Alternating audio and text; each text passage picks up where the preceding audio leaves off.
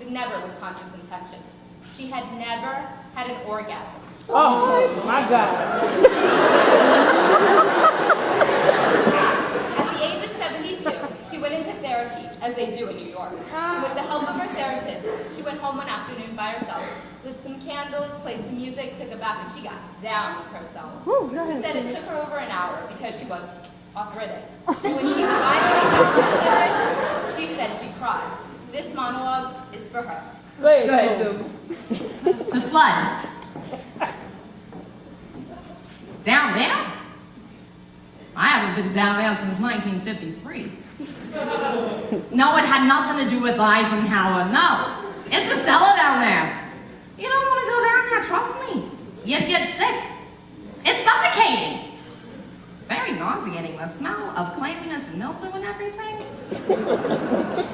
Phew! It smells unbearable. Oh, no, there was no accident down there. It didn't blow up or catch on fire or anything.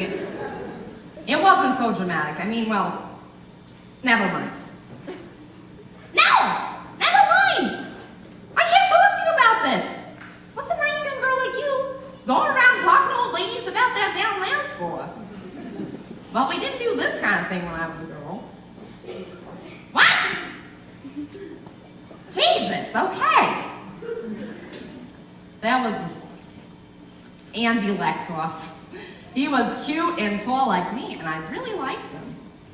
Well, he asked me out for a date in his car, and never mind. I just can't talk about down there. You just know it's there, like the cellar. You hear the rumbles down there sometimes, and the pipes, and things get caught down there. Little animals. And sometimes it gets wet and have to plug up the leaks, but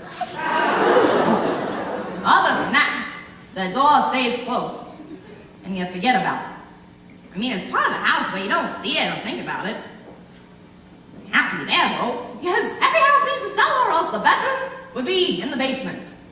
Oh, Andy Lectoff, right. So, Andy was very handsome. He was a catch, that's what we called it in my day. And I remember he took me out for a date in his brand new white Chevy Bel Air. Oh my God, it was beautiful. I remember thinking my legs were too long for the seats. I got long legs, as you can see. Yes, they were smushed up against the dashboard.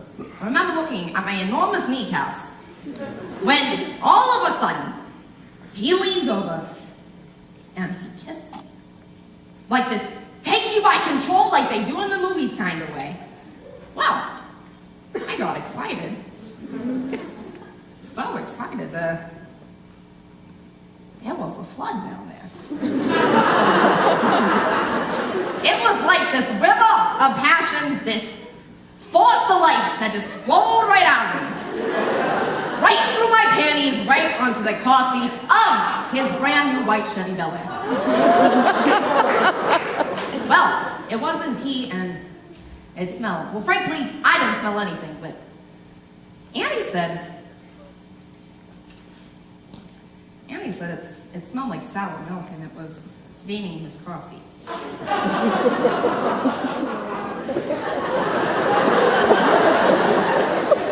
He called me the weird stinky girl. Oh, right.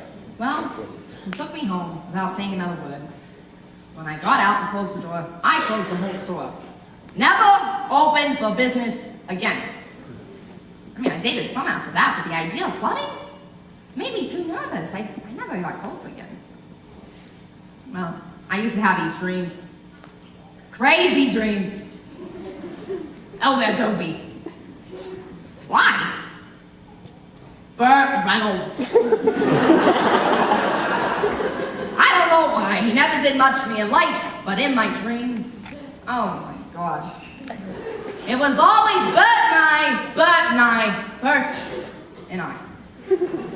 It was always the same general dream. We'd be out in one of those beautiful restaurants, like the kind you see in Atlantic City. All with the big chandeliers and the thousands of waiters with the vests. Oh, he'd give me this orchid corsage, and I'd pin it on my blazer. And we'd laugh. We were always laughing, Bert and I, laughing and laughing. And then we'd eat these shrimp. Huge shrimp, fabulous shrimp. And we'd laugh some more. We were so happy together. Then he would take me into the middle of the restaurant. And right before he was about to kiss me, the entire restaurant would start to shake, and pigeons would fly out from under the tables. I don't know what those pigeons were doing there. And the fun would start to pour out of me. It would pour and pour, and there'd be little fish inside of it. And boats! There'd be boats floating everywhere. And the entire restaurant would fill with my blood. It's everywhere. And then Bert would be standing waist deep in it, looking horribly disappointed that I'd done it again. Horrified as he watched his friend Dean Martin like swim past in their tuxedos and evening gowns. Holy shit! I am getting verklempt. I don't have those dreams anymore, think like not since they took about everything connected down there. The uterus, the tubes, the whole works.